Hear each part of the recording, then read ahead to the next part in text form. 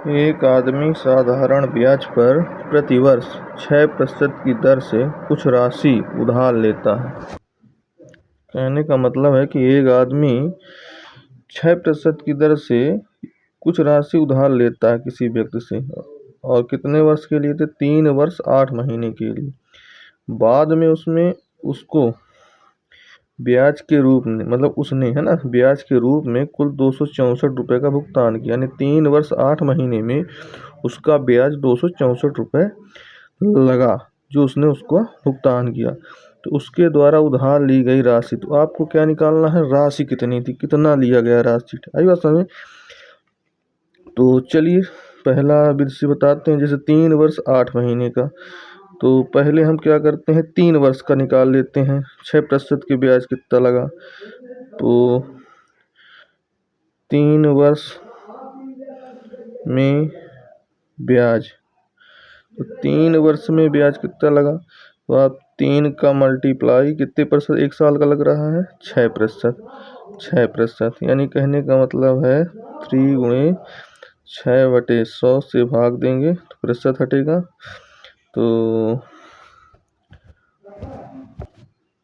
1 minute, चूँकि रुपए में दिया है तो अनुपात 6 तिरिक 18, मतलब 3 साल का हमें ब्याज कितना लग गया? 6 तिरिक 18% लग गया। ठीक है, 1 साल का 6 तो 3 साल का 18। अब 8 महीने का निकाल लीजिए।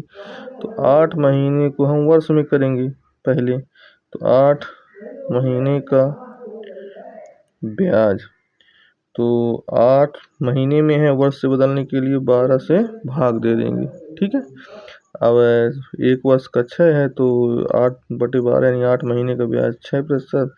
तो काट दिए, 6 दूनी 12, 2 चाको 8, यानी कुल लग गया 8 महीने का ब्याज 4%।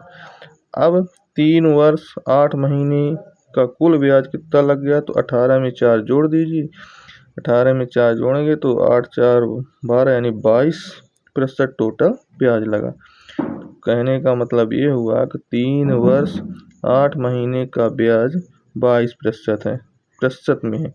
ठीक है, लेकिन यहाँ आपको दिया गया है 3 वर्ष 8 महीने का ब्याज रुपए में 264 रुपये है। तो यानी कहने का मतलब है कि 22% जो है रुपए में 264 रुपये के बराबर। तो 1% का निकाल लीजिए, 264/22। लेकिन हमेशा आप जानते हो मूलधन क्या होता है? 100% होता है। मूलधन क्या होता है? 100% होता है। तो हम दोनों साइड 100 का मल्टीप्लाई कर देंगे तो हमारा मूलधन पता चल जाएगा। ये 264/22 गुणे 100। ठीक है, यानी 100% बराबर, अब आप इसको काट लीजिए तो आपको पता चल जाएगा कितने। चलिए ठीक है, अब इसको हम काट देते हैं। 2 से कट जाएगा दोनों, 2 कम 2, 2 कम 2, 2 कम 2, 2 6, 2 दूनी 4। अब ये 11 से दोनों कट जाएंगे। 11 कम 11, 11 कम 11, 11 2 बचेगा, 22 हो जाएगा। 11 दूनी 22। 12 का गुणा 100 से होगा, तो आपका 100% बराबर 1200 रुपये। यानी कहने का मतलब है कि आपका मूलधन कितना निकल के आ गया? 1200 रुपये। ठीक है, ये समझाने के लिए इतना बड़ा हो गया है, बाकी आप जब एक बार अच्छे समझ जाएंगे तो जल्दी से कर लेंगे। चलिए दूसरी विधि से बता देते हैं। ठीक है, विधि दूसरी बता देते हैं। इसे आप इकट्ठा निकालिए।